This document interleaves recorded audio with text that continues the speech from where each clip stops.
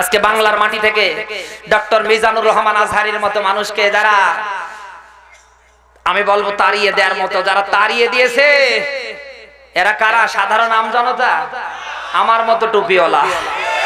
কারণ ওরা চিন্তা করছে এই পিসি হুজুর যদি দেশে থাকে তাহলে আমাদের ব্যবসায় ভাটা পড়ে যাবে, কেউ আর বুক ভর্তি টাকাও নিয়ে আসবে না, অতএব এদেশে আমাদের আর থাকাও হবে না।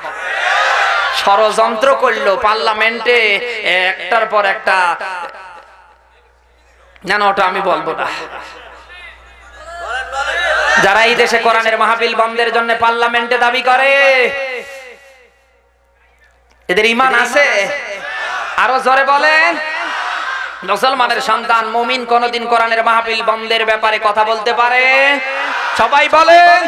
এদেশে কোরআনের মাহফিল বন্ধ করবে তারা, মুনাফিকের রক্ত দিয়ে জন্ম হয়েছে তাদের। ওরা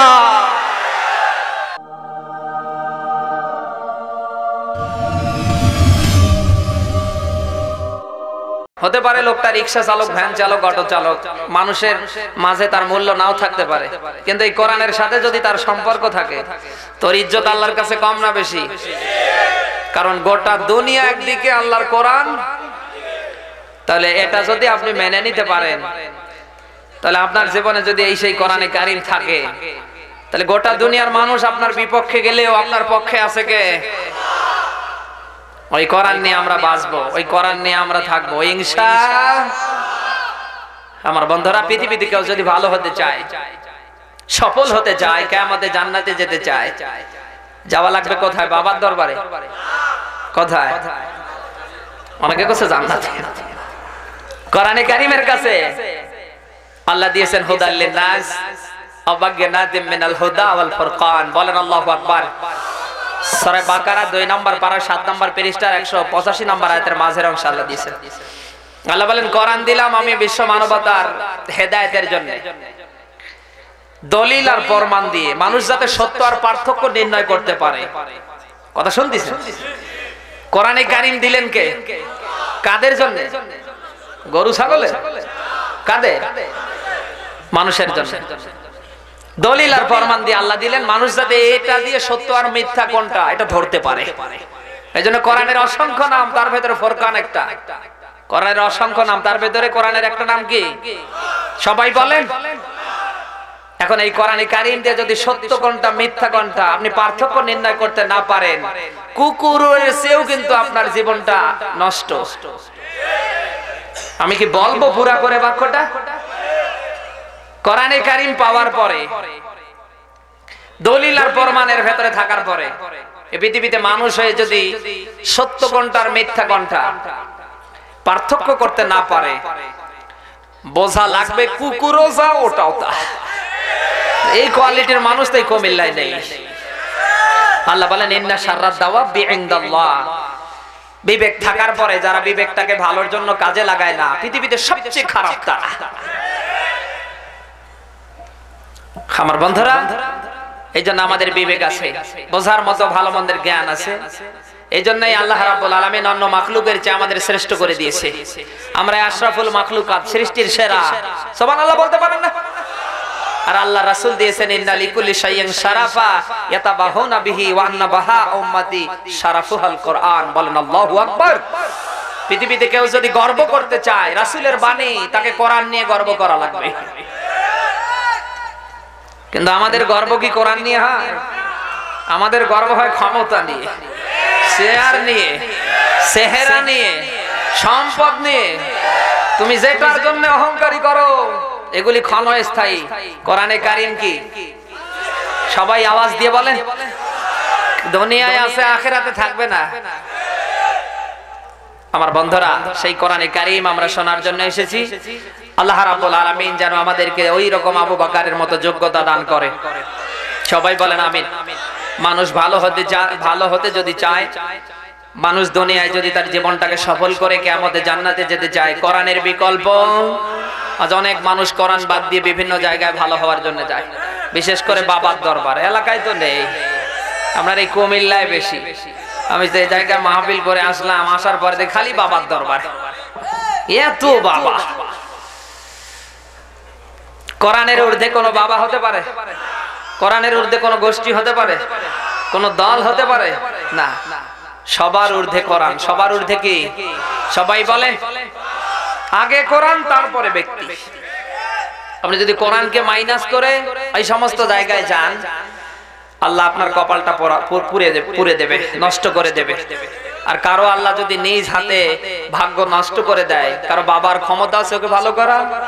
এই জন্য অনেক মানুষ আজ আমরা ধান্দায় আছি যে বাবা আমাদেরকে কিয়ামতে জাহাজে তুলে নিয়ে জান্নাতে যাবে। বাবার কাছে গেলে বাবার দেয়া জিকির হুকুর হাক্কার করলে আমাদের গুনাহ মাফ হবে, আল্লাহ হেদায়েত দেবে না। এটা ভুল ধারণা। আপনার বাবার এর হুকুর হাক্কারের কোন পাওয়ার আছে? নেই। এজন্য মসজিদ এর অপর নাম কি বলেন তো? অনেক কথা কয় না। মসজিদের অপর নাম কি? সেজদার স্থান। কিসের স্থান? সবাই বলেন। এইজন্য মসজিদে গেলে রুকু হয়, সেজদা হয়। কিন্তু মানুষ যখন মারা যায়, মৃত মানুষ নিয়ে যখন আমরা জানাজার নামাজে দাঁড়িয়ে যাই, রুকু আছে, সেজদা আছে, নামাজ ওটাও এটা। এখানে সেজদা রুকু নেই, ওখানে আছে কেন? দুনিয়া একমাত্র সেজদা, একমাত্র কারো কিছু চাবেন, কারো কাছে কিছু চাবেন, তিনি কে? সবাই বলেন। অনেক মানুষ এইরকম বাবার কাছে যায়, বাবার কাছে গিয়ে সন্তান চায়, বাবার কাছে গিয়ে ব্যবসার কল্যাণ চায়, নিজের জীবনের পরিবর্তন চায়। আপনার বাবা আপনারে কি দেবে? ওই বাবাকে বাদ দিয়ে বাবার কাবার দিকে লক্ষ্য করে, কাবাকে না, বাবার কাবার মালিকের দিকে তাকাও। আর আল্লাহর কাছে বলো, আল্লাহ তুমি আমারে কিছু দাও। আপনি এই কথা বলতে দেরি, আল্লাহ আপনাকে দিতে দেরি করবে না। আপনি তো সিস্টেম জানেন না। সূরা বাকারা কোন সূরা বলেন তো? 2 নাম্বার পারা, 2 নাম্বার সূরা, 2 নাম্বার সূরা, 2 নাম্বার পারা, 2 নাম্বার পৃষ্ঠা, 153 নাম্বার আয়াতে আল্লাহ দিয়েছেন, ইয়া আইয়ুহাল্লাযীনা আমানুস্তাঈনু বিস-সাবরি ওয়াস-সালাহ ইন্নাল্লাহা মা'আস-সাবিরিন। বলেন আল্লাহু আকবার। আল্লাহ বলেন, ওহে মুমিনের দাবি করো যারা, আমি আল্লাহ তোমাদের বলছি, যদি কিছুর দরকার হয় আগে ধৈর্য ধরো, এরপরে নামাজে দাঁড়াও। সুবহানাল্লাহ বলতে পারেন না? তাহলে আল্লাহ আপনাকে কিছু দেবে, শর্ত আল্লাহর আছে না নেই? আপনি আল্লাহর কাছে যদি কিছু মানে পেতে চান, নিতে চান, আল্লাহ বলেন বান্দা এমনি এমনি পাবা না, ধৈর্য ধরো, নামাজে দাঁড়িয়ে যাও। নামাজে দাঁড়াতে দেরি করবা, আমি আল্লাহ তোমার মনের কামনা বাসনা পুরো করে দেরি করব না। আদম থেকে মুহাম্মদ রাসূলুল্লাহ পর্যন্ত তামাম নবী রাসূলের জীবনগুলিতে তাকিয়ে দেখেন, যখনই তারা বিপদগ্রস্ত হয়েছে, ধৈর্য ধারণ করে নামাজে দাঁড়িয়ে সেজদা দিয়েছে, সে কার কাছে? আল্লাহ কি তাদের প্রয়োজন পুরা করেনি? আজও আল্লাহর বান্দা রাসূলের উম্মত দাবি করার পরে যে বিপদেই পড়েন না কেন, ধৈর্য নিয়ে নামাজে দাঁড়িয়ে যান, আল্লাহ আপনার বিপদ মুক্ত করবে। আল্লাহর নবীর সাহাবীদের দিকে তাকান, যখনই তারা বিপদে পড়তেন মুহাম্মদ রাসূলুল্লাহর কাছে আসতেন, হে রাসূল আমরা এই বিপদে পড়েছি, আল্লাহর নবী বলতেন সঙ্গে সঙ্গে ওযু করে নামাজে দাঁড়িয়ে যাও, ধৈর্য ধারণ করে আল্লাহর কাছে ডাকো। এতটুকুন তারা করতে দেরি, মহান আল্লাহ তাদের বিপদগুলি কেটে দিতে দেরি না। সূরা আলে ইমরান 3 নাম্বার পারা 12 নাম্বার পৃষ্ঠার 26 নাম্বার আয়াতের শেষের অংশ আল্লাহ দিয়েছেন, রব্বুল আলামিন বলেন বেয়াদিকাল খায়র, সমস্ত কল্যাণ কার হাতে?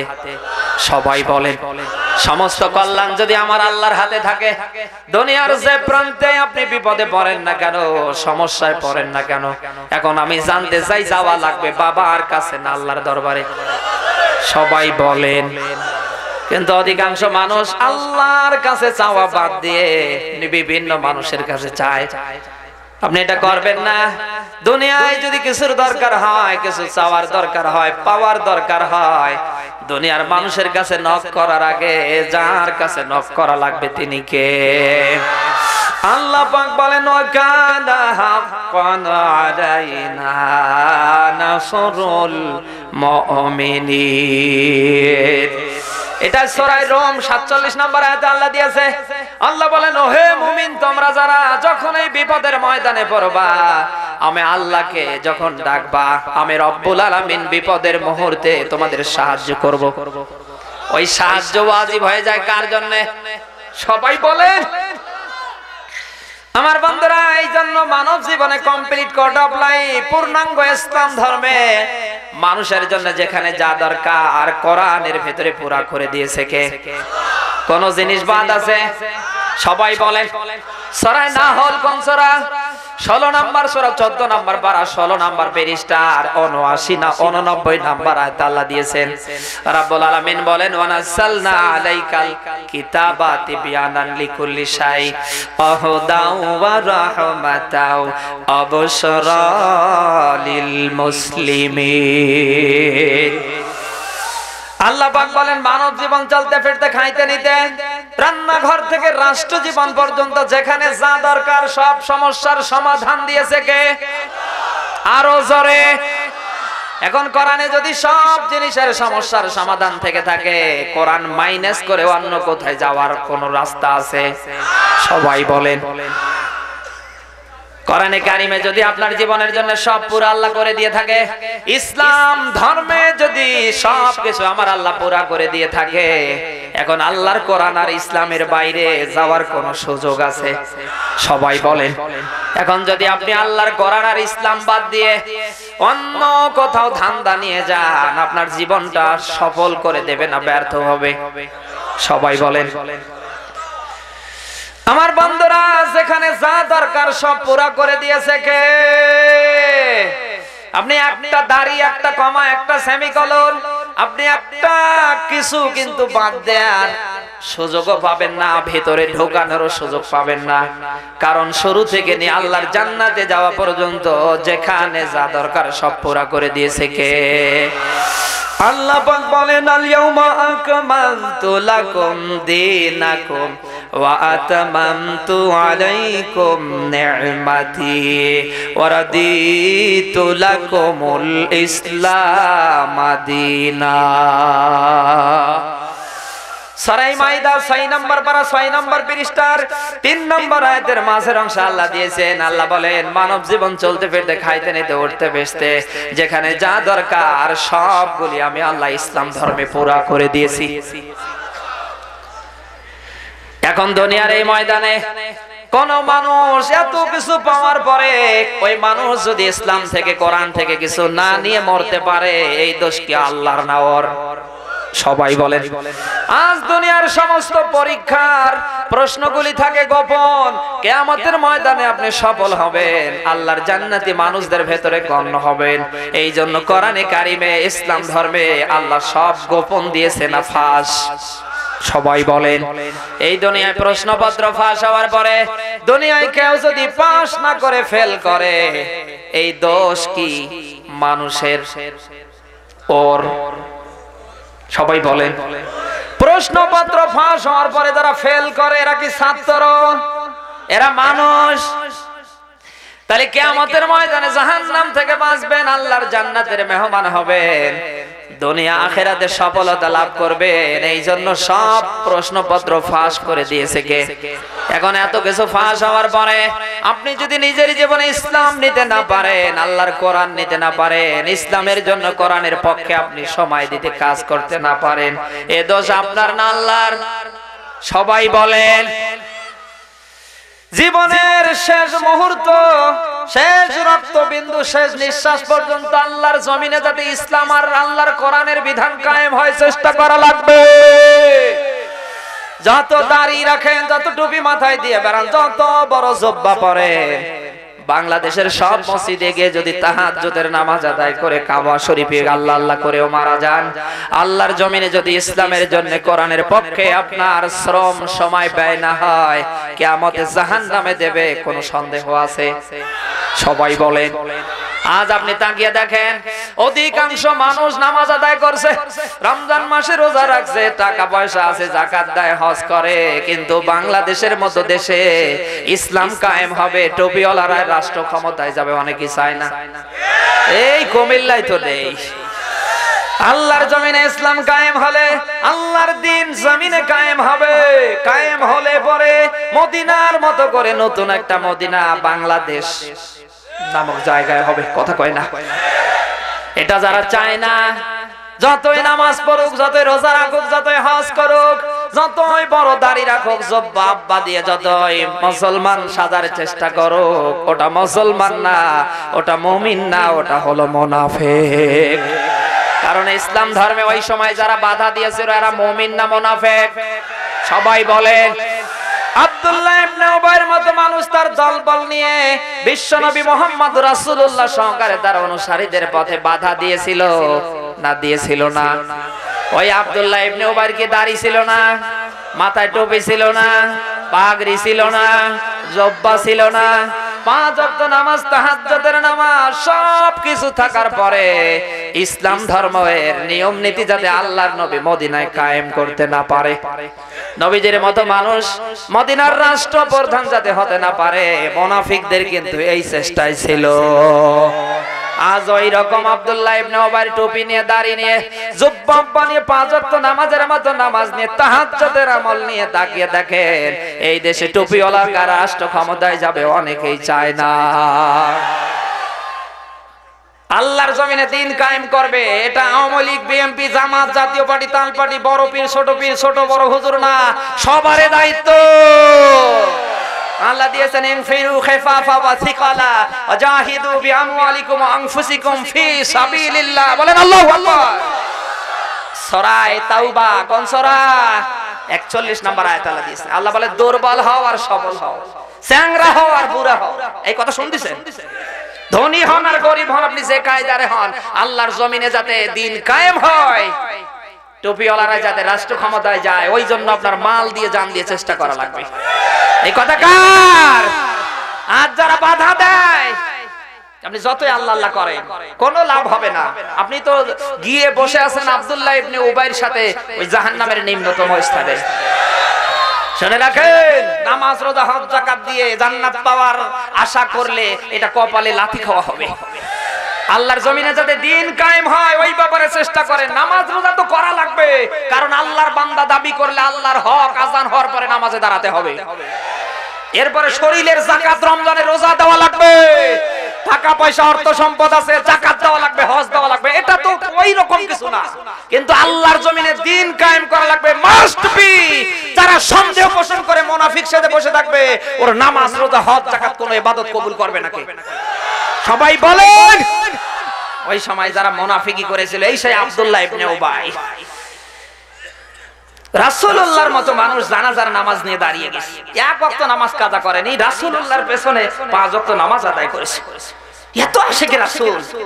মারা যাওয়ার পরে আল্লাহর নবী তার জানাজা নিয়ে দাঁড়িয়ে গেলেন। সঙ্গে সঙ্গে আল্লাহ বলেন, বন্ধু কার জানাজার নামাজ নিয়ে দাঁড়িয়ে গিয়েছেন, কার জন্য দোয়া করেন, করলেও যা না করলেও তা। এটা সূরা তাওবার 10 নম্বর পারা 19 নম্বর পৃষ্ঠার প্রথম নম্বর লাইনের 80 নম্বর আয়াত 84 নম্বর আয়াতের কথা বলছি।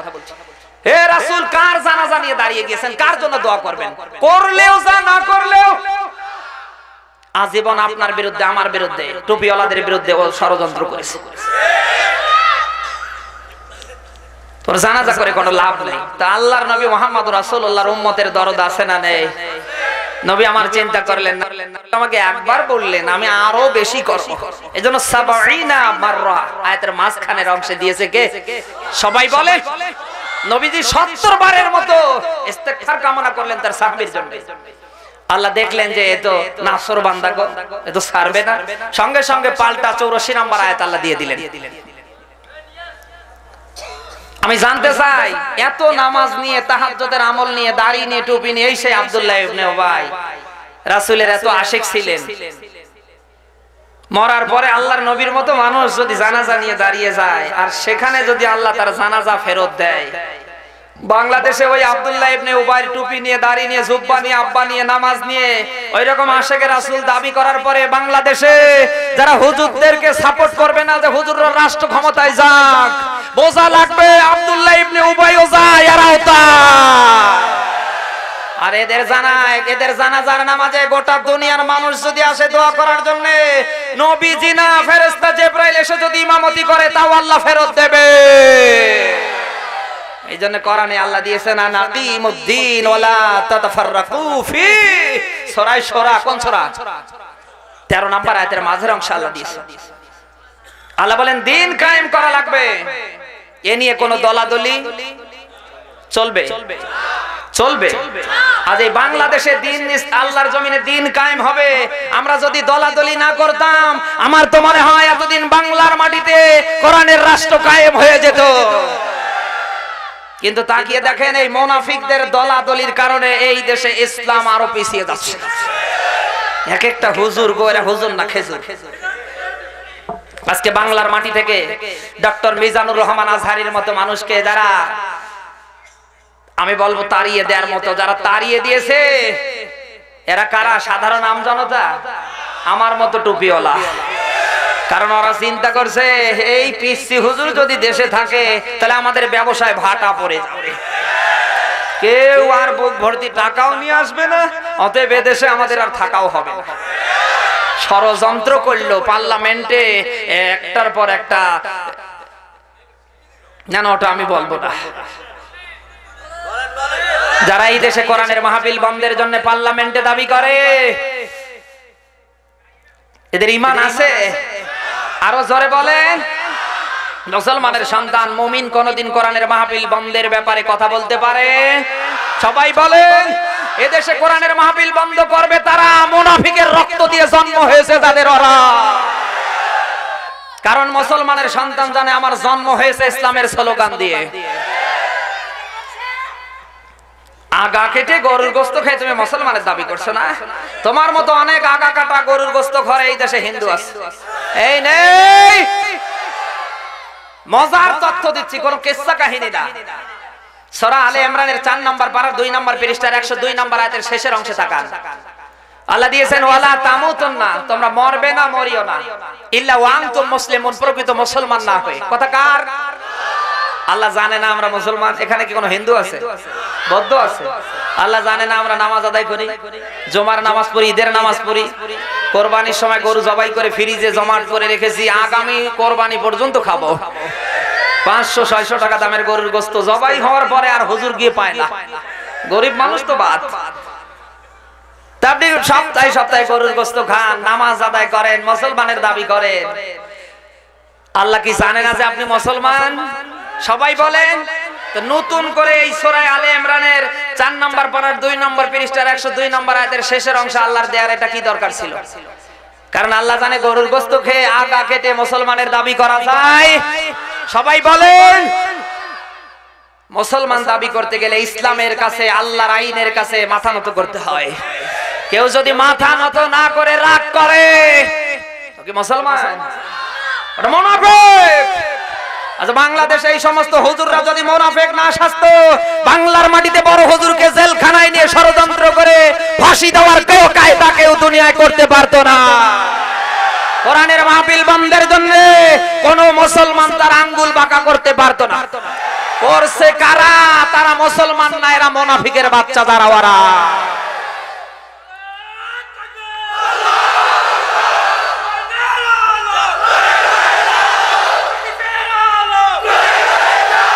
আজ দেশে বোঝার কোনো কায়দা নেই।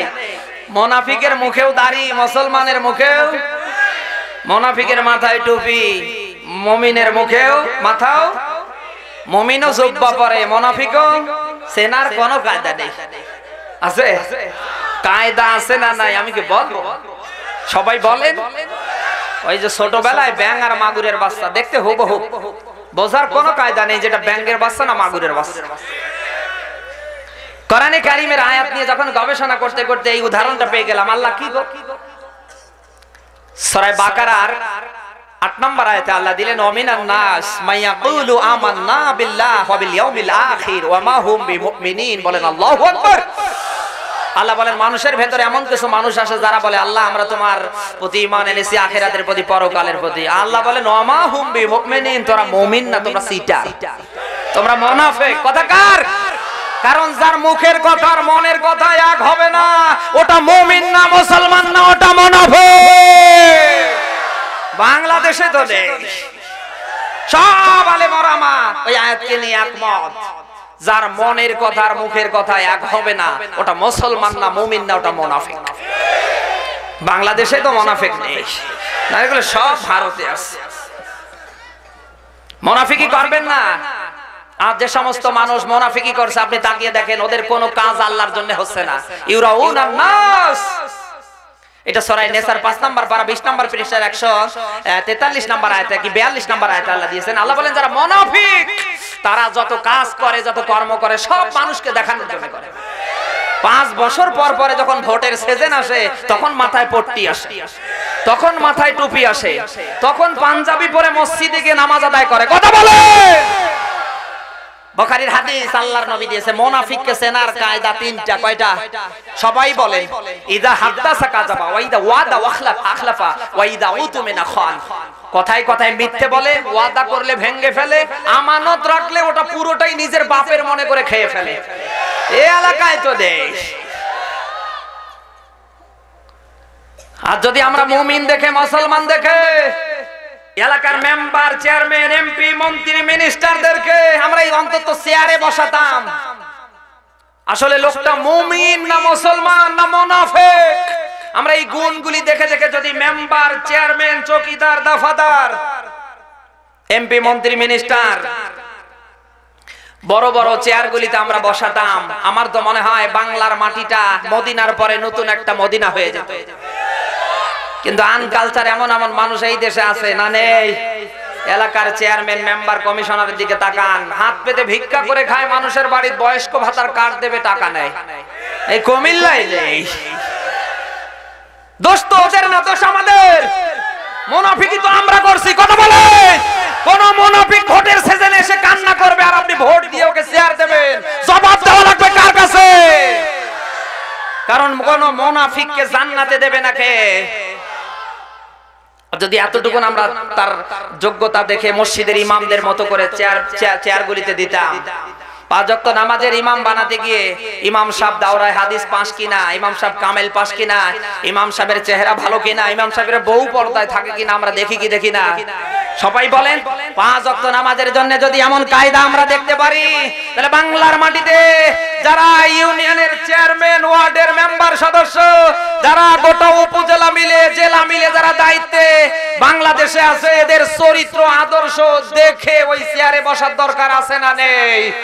সবাই বলেন মসজিদের ইমামদের যোগ্যতা চরিত্র আদর্শ দেখার মতো করে যদি আমরা কোন মেম্বার কমিশনার চেয়ারম্যান এমপি মন্ত্রী মিনিস্টারের যোগ্যতা দেখে অন্তত এই চেয়ারগুলিতে বসাতাম, বাংলার মাটিতে সাধারণ জনগণের একটা টাকা কেউ আত্মসাৎ করতে পারতো না।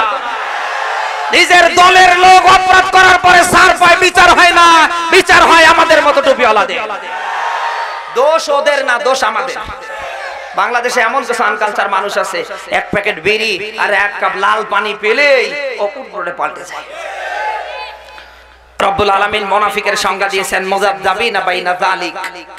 মুনাফিক যারা এরা দোদুল্যমান, একবার এদিকে আর একবার, সবাই বলেন একবার এদিকে আর একবার। আর যদি আমরা মুসলমানেরা মুনাফিক না সাজতাম, বাংলার মাটিতে যা হচ্ছে আমরা যদি অন্তত প্রতিবাদ করার মন তৈরি করতাম, এত কিছু অন্যায় এদেশে হতো। আমাদের তো প্রতিবাদ নেই। অন্যায় দেখার পরে আমাদের এতটুকুন আছে, আস্তাগফিরুল্লাহ নাউজুবিল্লাহ, আস্তাগফিরুল্লাহ নাউজুবিল্লাহ। এই আজীবন আস্তাগফিরুল্লাহ নাউজুবিল্লাহ। হাই স্কুলে থাকবা, কলেজে যাবা না, ইউনিভার্সিটিতে যাবা না, চাকরি করবা না। বাংলাদেশে মুনাফিক যারা অন্যায় দেখার পরে খালি আস্তাগফিরুল্লাহ নাউজুবিল্লাহ পড়ে তারা, আর মুসলমান মুমিন যারা অন্যায় দেখার পরে আস্তাগফিরুল্লাহ নাউজুবিল্লাহ বলে বসে থাকে না, প্রতিবাদ করার জন্য জীবন দেওয়ার জন্য জেলখানা পর্যন্ত যায়। তিরমিজি শরীফের হাদিস আল্লাহর নবী দিয়েছে, কিয়ামতের ময়দান যেদিন কায়েম হবে, আপনাদের কষ্ট হচ্ছে না তো? 120টা জান্নাতি মানুষের কাতার বানিয়ে দেবে কে? বিশ্ব নবীর উম্মতের 80টা কাতারে জান্নাতে থাকবে। অন্যায় দেখার পরে যারা অন্যায়ের প্রতিবাদ করবে ওদেরকে কিয়ামতের ময়দানে ওই 80টা কাতারে জায়গা দেবে কে? সবাই বলেন। মুসা আলাইহিস সালামের সময় শনিবারের দিন মাছ ধরা আল্লাহ আইন করে দিলেন, এটা বন্ধ। শনিবারের দিন তোমাদের জন্য ইবাদতের দিন নির্ধারণ করা হলো। কিন্তু এই সময় যারা আল্লাহর আইনের বিরোধিতা করে, আল্লাহর আইনটাকে লঙ্ঘন করে যারা শনিবারের দিন মাছ ধরতে গিয়েছে, বানর আল্লাহ তাদেরকে বানায়নি, অন্যায় দেখার পরে যারা বাধা দেয়নি আল্লাহ তাদেরকেও বানিয়ে দিয়েছে। যেটা সূরা বাকারায় আল্লাহ দিয়েছে, কোনু কিরাদাতান খাশিয়িন। বলেন আল্লাহু আকবার। অন্যায় দেখার পরে যারা অন্যায়ের প্রতিবাদ করবে না, যতই কাবা শরীফে আল্লাহ আল্লাহ করো, যখন বৃষ্টি আসবে বৃষ্টির পানি ওর মাথায় পড়বে। আমার বন্ধুরা, এই জন্য বলছিলাম দুনিয়ার এই ময়দানে আপনি যা করেন নিজের মন মতো করলে হবে না। পুরা যেহেতু কোরআনে কারিমে আল্লাহ আপনার জীবন ব্যবস্থার জন্য দিয়েছে, জীবনের যেখানে যা দরকার সবকিছু যেহেতু আল্লাহ ইসলাম ধর্মে দিয়েছে, এখন ইসলাম নিয়ে আল্লাহর কোরআন নিয়ে দুনিয়ার এই ময়দানে সব আপনাকে করা লাগবে। ইসলামের জন্য আল্লাহর কোরআনের জন্য প্রয়োজনে জেলখানায় গিয়ে ফাঁসির দড়িতে জীবন দেওয়া লাগতেও পারে। কথা বলে না কেন? কারণ আদম থেকে মুহাম্মদুর রাসূলুল্লাহ পর্যন্ত সব নবীরা দুনিয়ায় আল্লাহর দ্বীন কায়েমের জন্য চেষ্টা করেছে, স্লোগান দিয়েছে, এমনকি তাদেরকে জেলখানা পর্যন্ত যেতে হয়েছে। আজও যদি আল্লাহর বান্দা রাসূলের উম্মত আপনি দাবি করেন, আল্লাহর জমিনে দ্বীন কায়েমের পক্ষে কথা বলেন, আল্লাহর জমিনে দ্বীন কায়েমের চেষ্টা নিয়ে থাকেন, আপনাকে ওই ঘরে যাওয়া লাগতে পারে। এখন যদি বলেন না আমার ওটার দরকার নেই, তাহলে দুনিয়ার ময়দানে যত ভালো ইবাদত করেন না কেন, যত ভালো ঈমানদার হন না কেন, মহান আল্লাহ রাব্বুল আলামিন কিয়ামতের ময়দানে আপনাকে জাহান্নামে দেবে, জান্নাতে দেবে না। জাহান্নাম থেকে যদি কেউ বাঁচতে চায়, আল্লাহ রাব্বুল আলামিন বলেন বান্দা আমার সাথে ব্যবসা করো। আল্লাহর সাথে যদি দুনিয়ায় কেউ ব্যবসা করতে চায়, আল্লাহ সিস্টেম ধরিয়ে দিলেন, বান্দা আমার সাথে ব্যবসা করতে গেলে দুইটা পুঁজি লাগে, একটা পুঁজির নাম হলো মাল আর একটা পুঁজির নাম হলো জীবন। সুবহানাল্লাহ কথা বলেন না? এখন এই মাল আর জীবন দিয়ে আল্লাহর দ্বীনের জন্য, ইসলামের জন্য, কোরআনের জন্য যদি আপনি শ্রম দিতে পারেন, মহান রব্বুল আলামিন দুনিয়ার এই ময়দানে জাহান্নাম থেকে আপনাকে বাঁচিয়ে দেবে। আর আল্লাহর দ্বীন কায়েমের মতো ভালো কাজ দুনিয়ায় আরো একটা আছে, সবাই বলেন। আল্লাহ যেহেতু দিয়েছেন যালিকুম খায়রুল লাকুম ইন কুনতুম তা'লামুন, বলেন আল্লাহু আকবার। আল্লাহ বলেন তোমাদের মাল দিয়ে, তোমাদের জান দিয়ে, আবার কোথাও আল্লাহ বলেছেন তোমাদের জান দিয়ে আর তোমাদের মাল দিয়ে যদি আমার দ্বীন জমিনে কায়েম করতে পারো, আমার ইসলামের পক্ষে যদি থাকতে পারো, আমি আল্লাহ জাহান্নামের আগুন থেকে বাঁচিয়ে দেব, আর পৃথিবীতে এটা হবে সবচেয়ে ভালো কাজ। ওই সময় খলিফাতুল মুসলিমিনের দিকে তাকান, অন্ধ সাহাবী নাম হলো উম্মে মাকতুম, আল্লাহর নবী মুহাম্মদ রাসূলুল্লাহর সাহাবী। খলিফাতুল মুসলিমিনকে ডেকে বলে, খলিফাতুল মুসলিমিন আমার জীবনে এমন কি কোনো ভালো কাজ হবে না? খলিফাতুল মুসলিমিন ডেকে বলে, উম্মে মাকতুম তুমি তো আযান হওয়ার পরে নামাজ আদায় করো, জীবনে ভালো ভালো কাজ নিয়েই বসে আছো, তোমার তো আমাদের মতো কোনো কষ্ট নেই। খলিফাতুল মুসলিমিন কে উম্মে মাকতুম অন্ধ সাহাবী ডেকে বলে, নামাজ রোজা হজ যাকাত দান সদকার যে আল্লাহর জমিনে দ্বীন কায়েমের পক্ষে চেষ্টা করা, এটা আল্লাহর কাছে সবচেয়ে বেশি ভালো কাজ। তুমি কি এটা সূরা সাফফার ভেতরে পড়ো নাই? সঙ্গে সঙ্গে হযরত উম্মে মাকতুম কেঁদে ফেলেন, দুটো হাত তুলে বলেন, রব্বুল আলামিন দুনিয়া আমারে যদি দুইটা চক্ষু খুলে দিতে, জিহাদের ময়দানে গিয়ে বাতিলের বিরুদ্ধে সংগ্রাম করে আমি মারা যেতাম। একজন অন্ধ সাহাবী চোখে দেখে না, জিহাদের ময়দানে যাওয়া ভালো কাজ, মাল দিয়ে জান দিয়ে আল্লাহর দ্বীন কায়েমের পক্ষে থাকা ভালো কাজ। চোখ নাই, চোখ নেই, না থাকার পরে অন্ধ মানুষ আকাঙ্ক্ষা করছে, আজ আমাদের চোখ থাকার পরে, এত সুন্দর চেহারা সুরত থাকার পরে, এত ধন, এত সম্পদ, এত কিছু হাতের নাগালে আল্লাহ দেওয়ার পরে, আজ আমরা আল্লাহর ইসলামের জন্য হতে পারি না। আল্লাহর জমিনে আল্লাহর দ্বীন কায়েম হবে, ওই পক্ষে আমরা যারা কাজ করতে পারি না, কিয়ামতে জবাব দেওয়া লাগবে কার কাছে? দুনিয়ার মানুষের কাছে আজ হয়তো বেঁচে যাবেন, কিয়ামতের ময়দানে আল্লাহর যখন আদালত শুরু হয়ে যাবে, আল্লাহ যখন বিচার করবে, ওই দিন কারো বাঁচার উপায় আছে? সবাই বলেন। দুনিয়ার বিচারকদের যে বড় বিচারক কে? সবাই বলেন। আমার বন্ধুরা, এই জন্য দুনিয়ার ময়দানে আপনি যেটা করবেন, ইসলাম নিয়ে করা লাগবে, আল্লাহর কোরআন নিয়ে করা লাগবে, ইসলামের পক্ষে থাকা লাগবে, কোরআনের পক্ষে থাকা লাগবে, যে কোনো কায়দায় যাতে আল্লাহর জমিনে দ্বীন কায়েম হয়। কোরআনে কারীমের ভেতরে এত কথা আল্লাহ দিয়েছেন কেন? কারণ এই দেশে যদি ইসলাম কায়েম হয়, কোরআনের রাষ্ট্র তৈরি হয়ে যায়, মানব রচিত আইন তো থাকবে না, বরং দুনিয়ার এই ময়দানে যা হচ্ছে এরও একটাও থাকবে না। আজ যারা চুরি করে, ডাকাতি করে, ছিনতাই, রাহাজানি, কোরআনে কারীম যদি এই দেশে পার্লামেন্টে চলে যায়, এদেশে যদি ইসলাম কায়েম হয়ে যায়, চোর ধরা পড়লেই ওর হাত কেটে দেওয়া লাগবে, বিধানকার? সবাই বলেন। এই যে দাড়ি নিয়ে টুপি নিয়ে বড় হুজুর শামীম আফজালের মতো মানুষ যখন ধরা খেলো, এদেশে যদি ইসলাম কায়েম থাকতো ওর ডান হাতের জায়গায় কি হাত থাকতো? সবাই বলেন।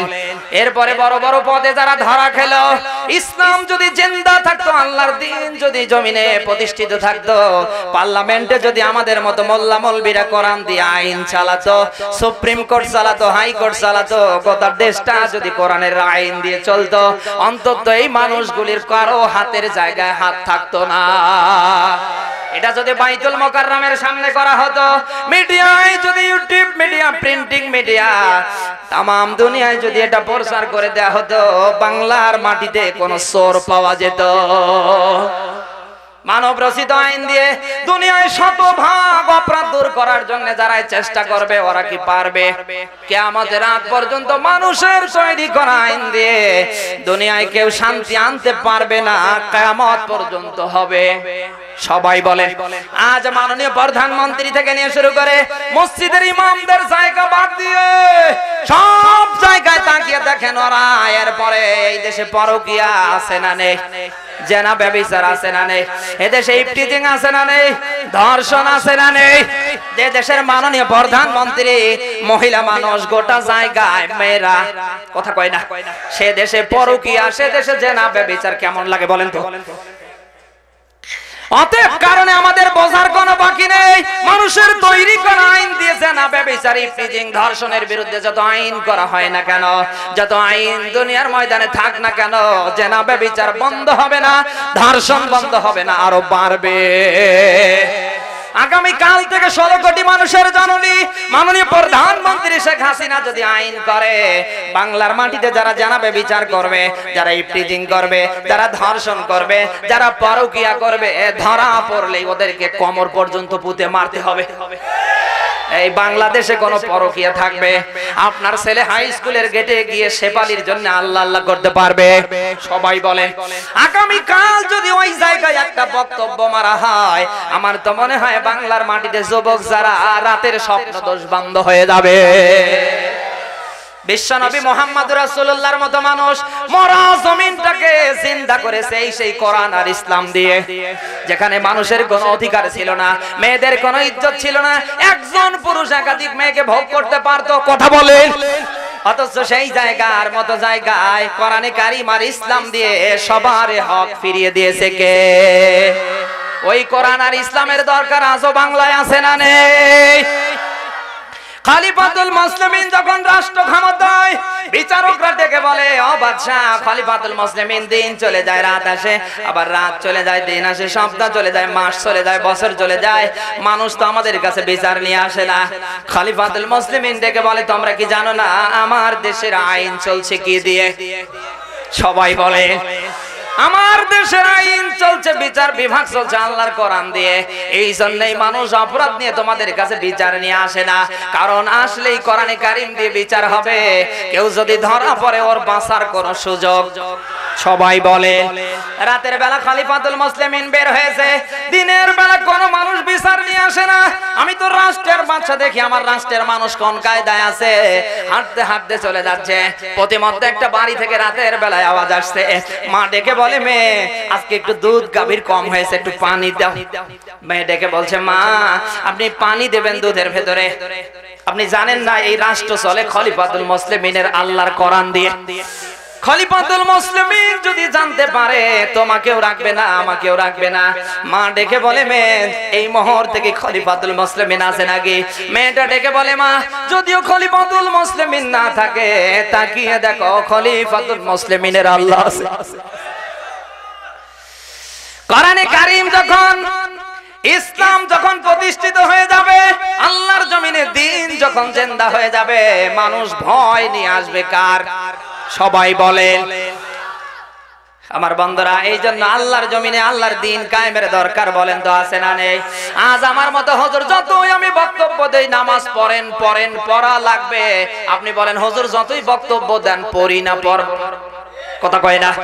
কিন্তু আগামী কাল যদি পার্লামেন্টে বক্তব্য দেওয়া হয় মুসলমান দাবি করার পরে, যারা নামাজ আদায় করবে না 7 দিনের জেল, 10,000 টাকা জরিমানা। আমার তো মনে হয় আজান হওয়ার পরে রোড ঘাট রাস্তা পথে গাড়ি ঘোড়া সব বন্ধ হয়ে যাবে। আজ এই বাংলাদেশকে ডিজিটাল গঠন করার জন্য, দারিদ্র্যমুক্ত সমাজ গঠন করার জন্য মাননীয় প্রধানমন্ত্রী যে পদক্ষেপ নিয়েছে, আগামী কাল থেকে যদি আল্লাহর কোরআন আর ইসলামের সমন্বয় করে করা হয়, যত মানুষের উপরে যাকাত ফরজ হয়েছে, আমার তো মনে হয় বাংলার মাটিতে এই অর্থবিদরা যদি যাকাত দেয়, বাংলাদেশের কোনো মানুষ কোথাও হাত পেতে ভিক্ষা করতে যাবে না। ডিজিটাল দেশ গঠন করতে গেলে মানুষের থিওরি দিয়ে করা যাবে না, করতে পারবেন না। আপনাকে করা লাগবে ইসলাম নতুবা আল্লাহর কোরআন দিয়ে। কারণ ইসলামের শান্তি, কোরআনে শান্তি দিয়েছে কে?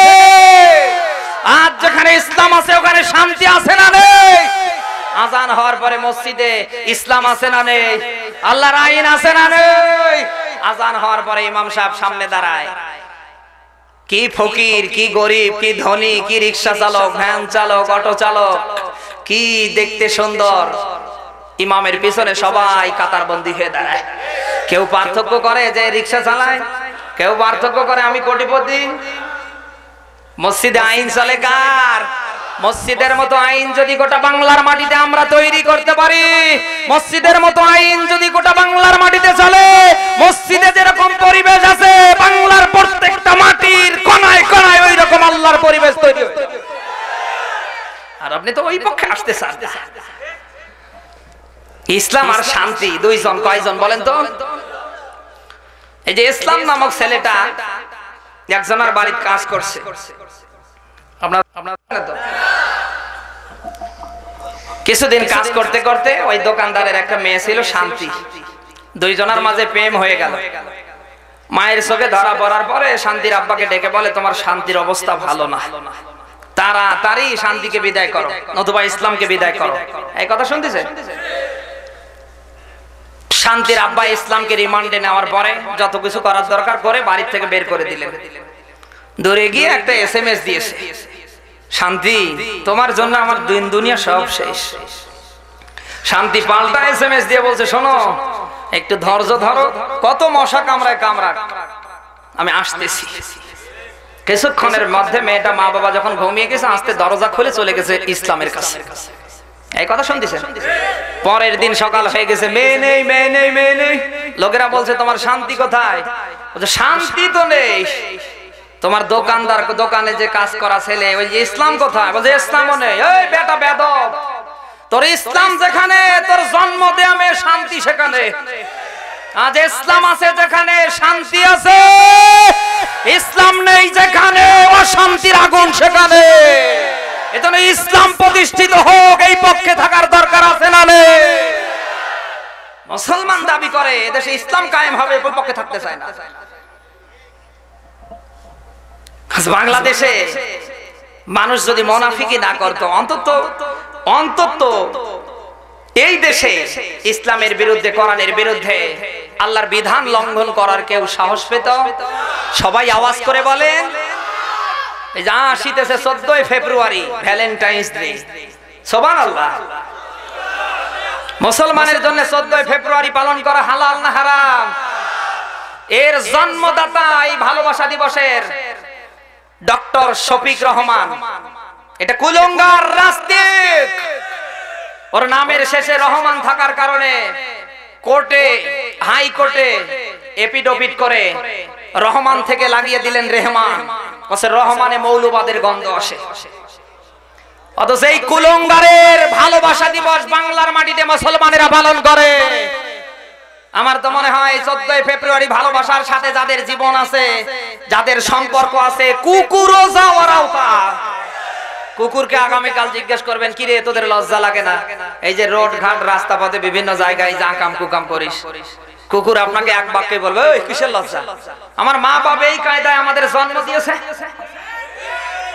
আজও যারা 14 ফেব্রুয়ারি ভালোবাসা দিবস ফুল নিয়ে পালন করে, কুকুরও যাওয়ার আওতা। ওদেরকে বলবেন, কিরে তোদের লজ্জা হয় না? লজ্জা হবে কে? আমার মা বাবাই তো এই কায়দায় আমাদের জন্ম দিয়েছে।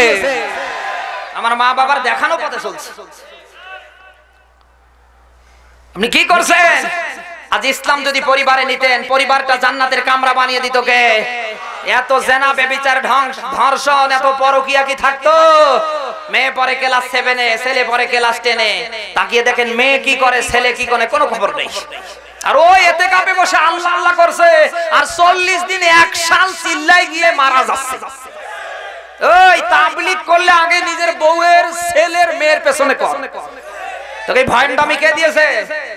ও যায় শাল চিল্লার জন্য, আর ওর বউ রাস্তায় বের হয়ে মার্কেট করে, বাজার করে, মেয়ে বয়ফ্রেন্ড নিয়ে রাতের বেলা ঘুমায়, ছেলে তার বান্ধবী নিয়ে সময় কাটায়। কথা কয় এ কি তাবলীগ? তাবলীগ আগে করা লাগবে নিজের স্ত্রীর উপরে, মেয়ের উপরে, ছেলের উপরে, নিজের পরিবারে।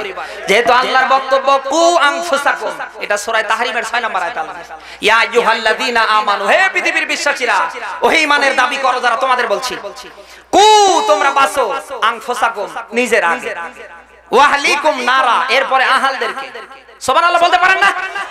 তাহলে আগে পরিবার ঠিক করা লাগবে, আগে সমাজ ঠিক করা লাগবে, আগে দেশ ঠিক করা লাগবে, এরপরে তাবলীগের জন্য সৌদি আরবে গিয়ে আল্লাহ আল্লাহ করা লাগবে। তোমার পরিবার ঠিক নেই, মেয়ে ঠিক নেই, ছেলে ঠিক নেই, দেশ ঠিক নাই, আর ওই আস্তাগফিরুল্লাহ নাউজুবিল্লাহ আরো দাওয়াত দিতে যাচ্ছে সৌদি আরবে। ও কাবা শরীফে মারা গেলে ওই টাটকা মুনাফিকটা। বুখারী শরীফের হাদিস আল্লাহর নবী দিয়েছেন, বলবো কুল্লু রাঈন ওয়া কুল্লু মাসউলুন, তোমরা প্রত্যেকেই দায়িত্বশীল, আর প্রত্যেককে দায়িত্বের ব্যাপারে জিজ্ঞেস করবে কে? তাহলে আপনার পরিবারে যারা আছে এরা যদি ইসলাম না মানে, ইসলামের পক্ষে না থাকে, এর জবাব কি দেওয়া লাগবে না? সবাই বলেন। ও চিন্তা চেতনা তো আপনার নেই আমার বন্ধুরা। এইজন্য দুনিয়া আপনি যা করেন সব আল্লাহর ইসলাম দিয়ে করা লাগবে, কোরআন দিয়ে করা লাগবে, ইসলামের জন্য, কোরআনের জন্য করা লাগবে। তাহলে কবুল করবে কে? সবাই বলেন।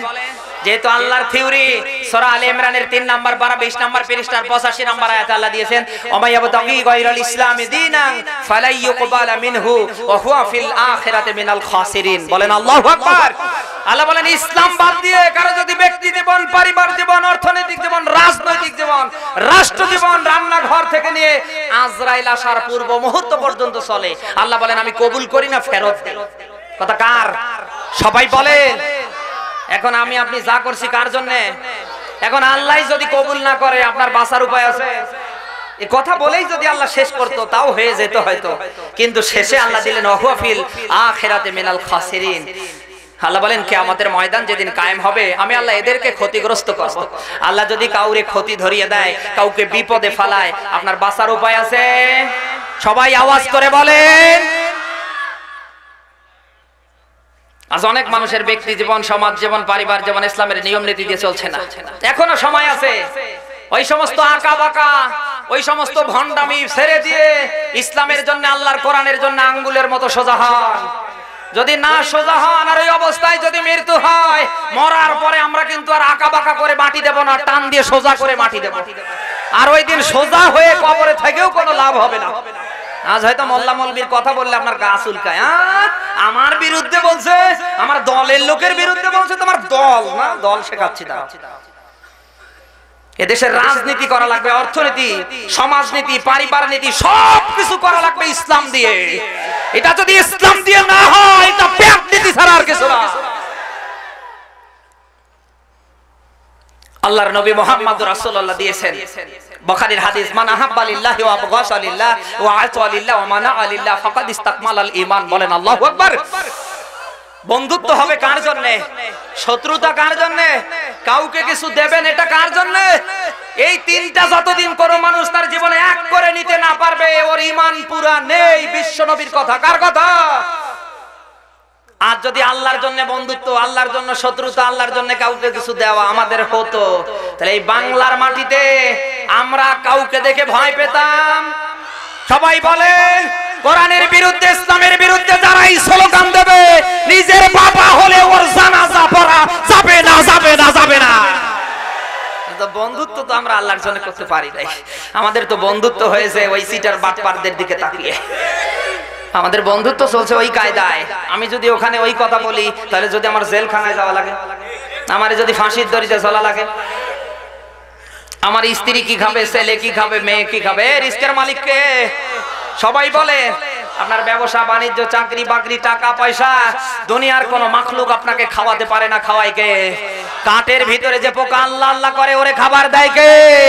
হিংস্র প্রাণীগুলি বন জঙ্গলে আছে ওদের খাওয়ায় কে? সমুদ্রের ভিতরে কোটি কোটি মৎস্যরাজি আছে এদের খাবার দেয় কে? ওদের যদি ব্যাংক না থাকে, ব্যালেন্স না থাকে, জমি জায়গা ঘর বাড়ি, একদিনের খাবার যদি রিজার্ভ না থাকে, ওদেরকে যদি আল্লাহ খাইয়ে বেঁচে রাখতে পারে, আল্লাহর ইসলামের জন্য, কোরআনের জন্য আপনি হক কথা বলে জেলখানায় যাবেন, আপনার পরিবারের সব সদস্যদেরকে চালাবে কে? না ওই আল্লাহর ক্ষমতা নেই? তাবারাকাল্লাযী বিয়াদিহিল মুলক ওয়া হুয়া আলা কুল্লি শাইইন কাদির। বলেন আল্লাহু আকবার। সূরা মুলক কোন সূরা? 67 নম্বর সূরা 29 নম্বর পারা প্রথম নম্বর পৃষ্ঠার প্রথম নম্বর লাইনের প্রথম নম্বর আয়াতে আল্লাহ দিয়েছেন। আল্লাহ বলেন তাবারাকা, সমস্ত দুর্বলতা, অক্ষমতা সব কিছু থেকে মুক্তকে। সবাই আওয়াজ করে বলেন। আল্লাহ বলেন বান্দা আমি এত ক্ষমতার মালিক, আমি দুনিয়ায় অনেক মানুষের ক্ষমতা দেই, অনেক শেয়ার দেই, দেওয়ার পরে আবার জুতা পেটা করে বিদায় করে দেই। আল্লাহ পারে না? না ও ক্ষমতা তো আল্লাহর নেই। নমরুদের মতো মানুষ, ফেরাউনের মতো মানুষ, আবু জাহেলের মতো মানুষ, কাবাকে ভাঙার জন্য বাদশা আব্রাহা এসেছিল গো, কি আল্লাহ ওদের জুতা পেটা করেনি? সবাই বলেন না ওই আল্লাহর ক্ষমতা এখন বুড়ো হয়ে গেছে। মাস্তানি দেখান, ক্ষমতা দেখান না। ক্ষমতা যদি দেখাতে হয়, মাস্তানি করতে হয়, ইসলামের জন্য করা লাগবে, এটা জায়েজ। কিন্তু ইসলাম বাদ দিয়ে, আল্লাহর কোরআন বাদ দিয়ে যদি আপনি ক্ষমতা দেখান, আপনি শয়তানও যা, আপনিও তা। ওই সময় সর্বপ্রথম ক্ষমতা দেখিয়েছিল ইবলিস শয়তান। কথা কয় না? আজও ক্ষমতায়, আজও চেয়ারে বসার পরে যারা লাফালাফি করে ইসলামের বিরুদ্ধে, কোরআনের বিরুদ্ধে, টুপিওয়ালাদের বিরুদ্ধে, বোঝা লাগবে ওটা মানুষ না, ওটা মানুষ নামের শয়তান। এজন্য আমাদের বন্ধুত্ব হবে কার জন্য? আজ যদি আল্লাহর জন্য বন্ধুত্ব করতাম, বিশেষ করে আজকে মসজিদের ইমাম মুয়াজ্জিন যারা আমরা আছি, দায়িত্বশীল, মাঠে ময়দানে কথা বলি, আমরা অন্তত কোরআনের হক কথাগুলি বলতাম। যারা ইসলামের বিরুদ্ধে, আল্লাহর কোরআনের বিরুদ্ধে, রাসূলের বিরুদ্ধে, আমার আল্লাহর বিরুদ্ধে যারা এই বক্তব্য দেবে, মরার পরে ওর কোনো জানাজা দেয়া হবে না, হবে না, হবে না। যদিও দেওয়া লাগে ওযু ছাড়া, দোয়া ছাড়া, হবে ডিজিটাল গালিগালাজ দিয়ে। যা শয়তান, কোন জায়গায় যাবি যা। আজীবন তোর কারণে কোরআনের হক কথা বলতে পারি নাই, আজীবন তোর কারণে আমরা ইসলামের ছায়াতলে আসতে পারি নাই। একটু পরে তোর খেলা শুরু হবে। কিন্তু আমাদের তো তা হয় না। আমি কারো শত্রু না, আমি সবারই বন্ধু। এত দূর থেকে আমাকে দাওয়াত দিয়ে নিয়ে এসেছেন এই সেই হক কথাগুলি বলার জন্যই। আমি যদি গোপন করে মারা যাই, গোপন করে টাকা নিয়ে চলে যাই, কিয়ামতে জবাব দেওয়া লাগবে কার কাছে? সবাই বলেন। এজন্য আমি কারো দিকে তাকিয়ে কোরআনের কথা বন্ধ করতে পারি না।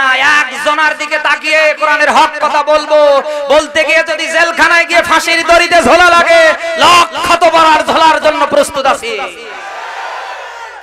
কারণ আল্লাহ দিয়েছেন ইয়া আইয়ুহাল্লাযীনা আমানুত্তাকুল্লাহা ওয়া কুলু কাওলান সাদীদা। এটা সূরা আহজাব 33 নম্বর সূরা 22 নম্বর পারা 6-7 নম্বর পৃষ্ঠার 70 নম্বর আয়াত আল্লাহ দিয়েছেন। রব্বুল আলামিন বলেন তোমরা যারা মুমিনের দাবি করো, ঈমানদারের দাবি করো, আমি আল্লাহ তোমাদের বলছি আমি আল্লাহকে ভয় করো, আর কথা বলার সময় হক কথাগুলি বলো। কথা কার? সবাই বলেন। আজ যারা মাঠে ময়দানে, আজ যারা মসজিদে বড় হুজুর সেজে আল্লাহর কোরআনের স্পষ্ট কথাগুলি গোপন করে মাসে মাসে টাকা নেয়, খোদার কসম করে বলে ওর পেছনে নামাজ হচ্ছে না, কিয়ামত পর্যন্ত হবে না। এখন যদি বলেন হুজুর আপনার কথা মানি না, কোরআনে দলিল দেন, দেব। সবাই বলে সূরা বাকারা কোন সূরা? 2 নম্বর পারা 3 নম্বর পৃষ্ঠার 159 নম্বর আয়াত আল্লাহ দিয়েছেন ইন্নাল্লাযীনা ইয়াকতুমুনা মা আনসালনা মিনাল বায়্যিনাতি ওয়াল হুদা মিন বা'দি মা বায়্যানাহু লিন-নাস উলাইকা আনহুমুল্লাহু ওয়া আনহুমুল লাঈনুন। আল্লাহ বলেন নিশ্চয় যারা কাতামা ইয়াকতুমু গোপন করবে, কোরআনের স্পষ্ট কথাগুলি যারা গোপন করে, কোরআনের স্পষ্ট কথাগুলি যারা গোপন করছে। এই শেষ করে দেব না, এই চাচা উঠছে কেন? এরকম মির্গি বেরাম নিয়ে মাহফিলে আসেন কেন? যুবক মানুষ চোরের মতো পালিয়ে যাচ্ছে। মাগরিবের পর থেকে নিয়ে 7:45 পর্যন্ত আমি একখানে বক্তৃতা সেরে আসলাম, আবারও এখানে কথা বলছে, আমার কিছু হয় না, আর ও বসে বসে শুনবে, ওরা আল্লাহ আল্লাহ শুরু হয়ে গেছে। যুবক মানুষ যদি বসে কোরআন শুনতে না পারে, ওর কিছু আছে? কি আপনি কি রাগ করলেন? শেষ করে দেই নাকি? কি কথা বলছিলাম? যারা আল্লাহর দিকে তাকিয়ে কোরআনের স্পষ্ট হক কথাগুলি মসজিদের মেম্বারে বলবে না, ওর পেছনে নামাজ হচ্ছে না, হবে না। দলিল হলো কোরআনে কারিমের 2 নাম্বার পারা সূরা বাকারার 3 নাম্বার পৃষ্ঠার 159 নাম্বার আয়াতে আল্লাহ দিয়েছেন, যারা কোরআনে কারিমের স্পষ্ট কথাগুলি গোপন করে মানুষের ভয়ে। এই কথা শুনতেছেন? আল্লাহ বলেন, আমি আল্লাহর লানত, আমি আল্লাহ যাদের উপর লানত করি ওদেরও লানত। এখন আল্লাহ যদি আমার মতো মোল্লা মৌলবীর উপরে লানত করে, অভিশাপ দেয়, তামাম দুনিয়ার মানুষ যারা লানত প্রাপ্ত ওদের লানত, ওরাও যদি আমার উপরে লানত করে, আমার নামাজ কি হবে? আমার পেছনে যারা আল্লাহ আল্লাহ করছে ওদের আল্লাহ আল্লাহ কবুল হবে? সবাই বলে। আজ যারা হক কথা বলতে পারেন না মানুষের ভয়ে, আজ যারা আল্লাহর ইসলামের কথাগুলি গোপন করেন, আমার তো মনে হয় ওই চাকরি বাদ দিয়ে চেয়ার ছেড়ে দিয়ে বাদামের দোকান করেন। কথা বলে না কেন? ওই বাদামের দোকান করলেও হয়তো আল্লাহ আগে আপনাকে জান্নাতে দেবে, কিন্তু মুনাফিক হিসেবে কোরআনের হক কথা যদি গোপন করে করে টাকা নেন, ওটা টাকা না, ওটা কিন্তু জাহান্নামের আগুন। আর আল্লাহ বলেন, এই সমস্ত সিটার, এই সমস্ত বাটপার ভণ্ডদের সাথে কিয়ামতের ময়দানে আমি আল্লাহ কথা বলবো না। এই কথা শুনতেছে? আমি আল্লাহ এদের পবিত্র করব না। আমি আয়াত দিয়ে ব্যাখ্যা দিলাম, অনুবাদ করে দিলাম, সরল বাংলা ভাষায় বলে গেলাম। এখন আপনাদের মাঝে আমি কোশ্চেন করতে চাই, জানতে চাই যে মসজিদের ইমাম সাহেবেরা জোড়া তালি দিয়ে বক্তব্য দিয়ে টাকা নেয়, এর পেছনে নামাজ হচ্ছে? হবে।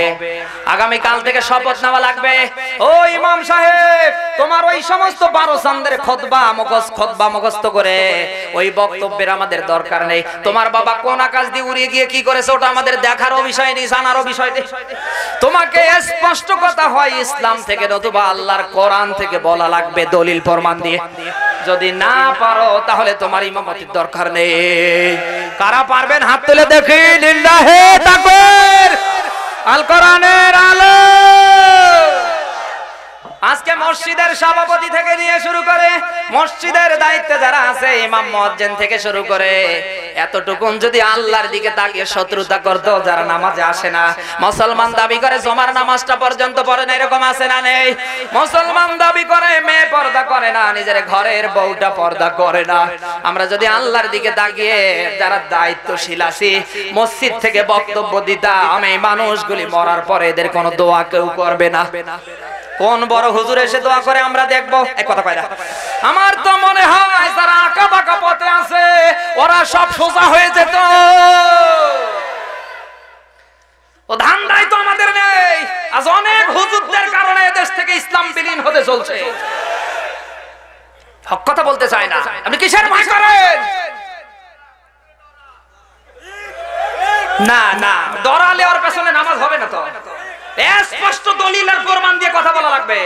সভাপতি সেক্রেটারি লাফালাফি করে কান ধরে তুলে বসা লাগবে। বস, তোর বাবার কথা বলার জন্য আসি নাই। এই মসজিদ তোর বাবার না, তোর না, এটা আল্লাহর ঘর। এখানে স্বাধীনতা তোরও, আমারও তা।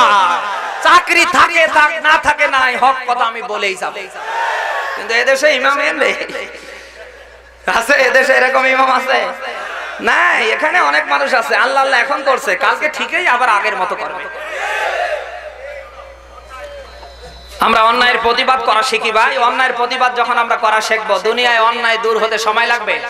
সবাই বলে আজকে এলাকার মেম্বার, চেয়ারম্যান, প্রশাসন এই যে বাবা নিয়ে, গাঁজা নিয়ে, লাল পানি, পরকিয়া নিয়ে যে টেনশনে আছে, আমরা যদি অন্তত মসজিদের কমিটি এবং মসজিদের ইমাম আর মুয়াজ্জিনেরা প্রত্যেক সপ্তাহে এই ব্যাপারে কথাগুলি বলতাম, আমার তো মনে হয় অনেক অংশে বাবা মুক্ত দেশ হয়ে যেত। কিন্তু অনেক হুজুর আছে এই দেশে নিজেই বাবার সাথে সম্পর্ক না, আছে না নেই? অনেক মসজিদের সভাপতি, সেক্রেটারি ও বাবা ছাড়া কিছুই বোঝে না। গাঁজা খায়, বাবা খায়, লাল পানি, নিজের বউ ভালো লাগে না, রাতের বেলা মেয়ে নিয়ে অন্য জায়গায় রাত কাটায়। এরকম অনেক মসজিদের ইমাম, আপনার এই যে সভাপতি, সেক্রেটারি আছে না নেই? দায়িত্বশীল আছে না নেই?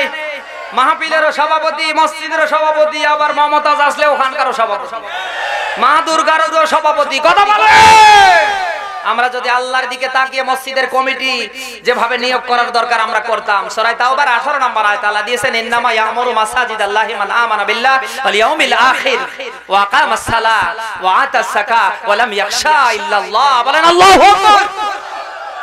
আল্লাহ বলেন মসজিদের সভাপতি, সেক্রেটারি, দায়িত্বশীল যাকে তাকে বানানো যাবে না।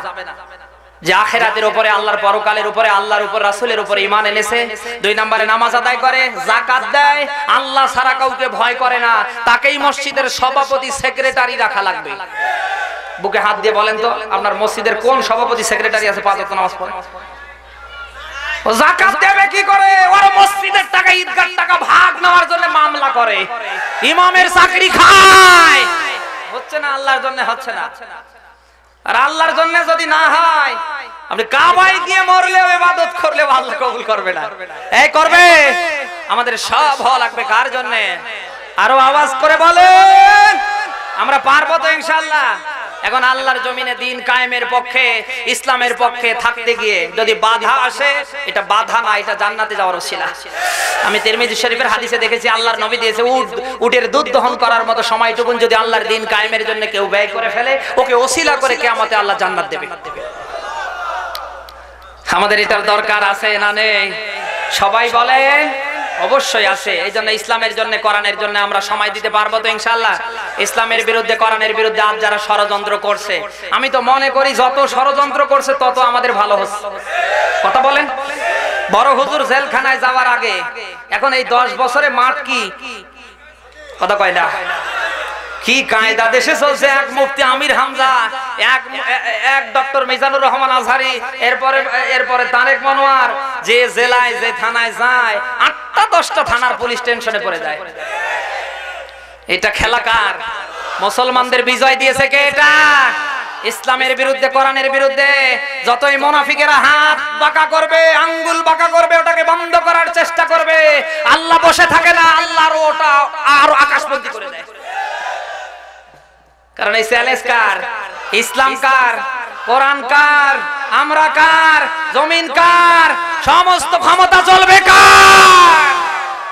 আল্লাহ যেহেতু দিয়েছে, যতই লাফাঝাপা করো কোনো কাজ হবে না, কোনো কাজ হবে না। ইসলামের বিরুদ্ধে লাগবেন না। আপনি হয়তো মনে করেন এক টুপিওয়ালাকে জেলখানায় নিয়ে ফাঁসি দিয়ে মারলে, টুপিওয়ালাদের বিরুদ্ধে ধর্ষণের মামলা, গম চুরি করার মামলা, রাস্তার টাকা মারার মামলা দিলে হয়তো এদেশে আর কোন টুপিওয়ালা ওই কাতারে আসবে না। এটা তোমাদের ভুল ধারণা, এটা তোমাদের ভুল ধারণা। তোমাদের বাপ দাদারা এই ধারণা করে ক্ষমতায় থাকতে পারে নাই। কথা বলেন। ধর্ষণের মামলা পয়গম্বর ইউসুফের মতো মানুষকে দিয়ে জেলখানায় নেওয়া হয়েছিল, কিন্তু জেলখানায় ইউসুফকে যারা নিয়েছে তারা রাখতে পেরেছে। ওই জেলখানা থেকে খাদ্যমন্ত্রী বানিয়েছে কে? ওই আল্লাহ মনে হয় এখন নেই, বুড়ো হয়ে গেছে। ইসলামের বিরুদ্ধে, কোরআনের বিরুদ্ধে লাগবেন না, টুপিওয়ালাদের বিরুদ্ধে লাগবেন না।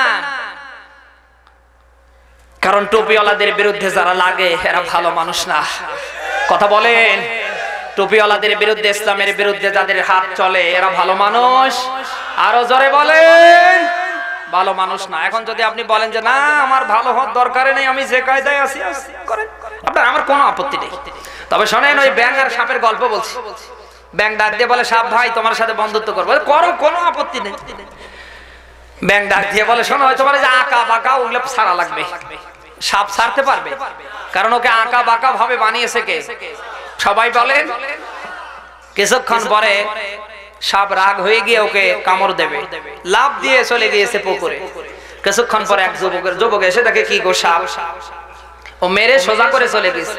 ব্যাঙ পুকুর থেকে লাফ দিয়ে আসার পরে কানের কাছে সাপের বলে, সাপ ভাই একটু আগে বললাম যে বস্তু করতে গেলে অন্তত এইটা ছাড়ো।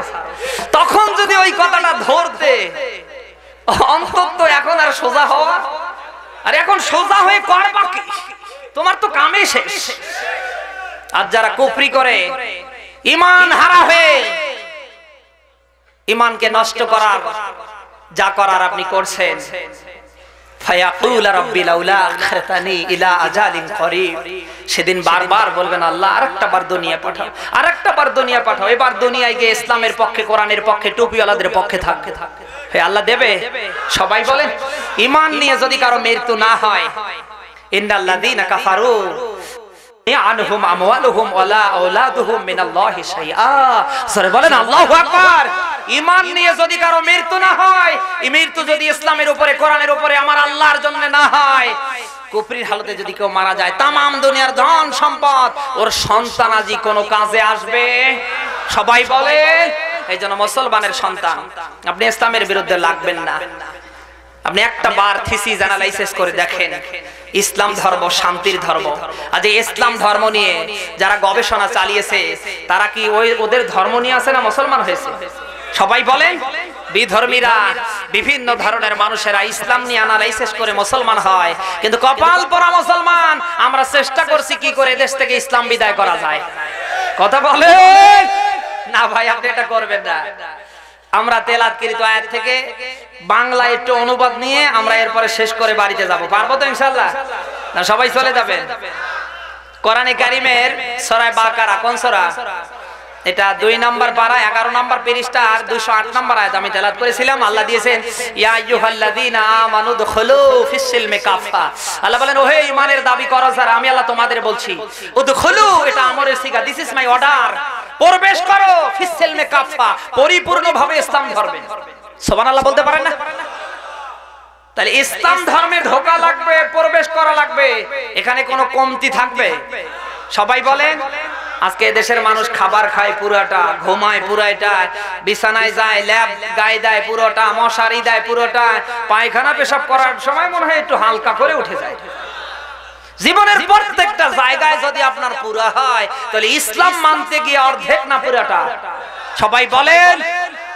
তাহলে ইসলাম পুরোটাই মানা লাগবে। ব্যক্তি জীবনে ইসলাম থাকা লাগবে, পারিবারিক জীবনে ইসলাম থাকা লাগবে, অর্থনৈতিক জীবনে ইসলাম থাকা লাগবে, সমাজ জীবনে থাকা লাগবে, রাজনৈতিক জীবনে থাকা লাগবে, রাষ্ট্র জীবনে থাকা লাগবে। কথা কোন? আপনি যদি বলেন যে না আমার ব্যক্তি জীবনে খালি ইসলাম নেব, পরিবার জীবনে ঢোকার দরকার নেই, হবে? যদি বলেন পরিবার জীবনে নেব, রাজনীতি করছি ওখানে নেব না, হবে? কথা কয় না।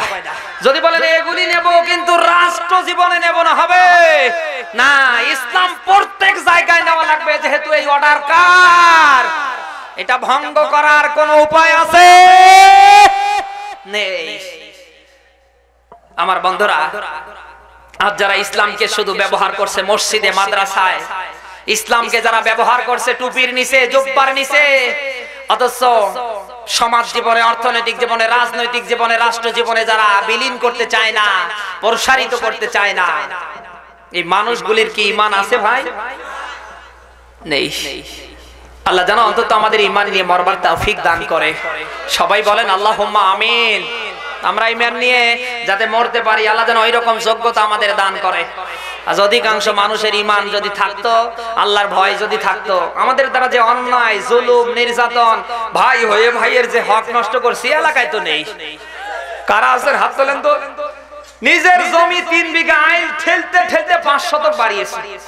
ওর বাবার 4 বিঘা জমিও ছিল না, এখন ক্ষমতায় আসার পরে গোটা কুমিল্লার মাটি সব ওর। কিচ্ছু ছিল না, কলমের খোসা দিয়ে কোটি কোটি টাকা রাতারাতি একেবারে আসমান পর্যন্ত বাড়ি বাড়িয়েছে। না, এ কায়দার লোক তো এদেশে নেই।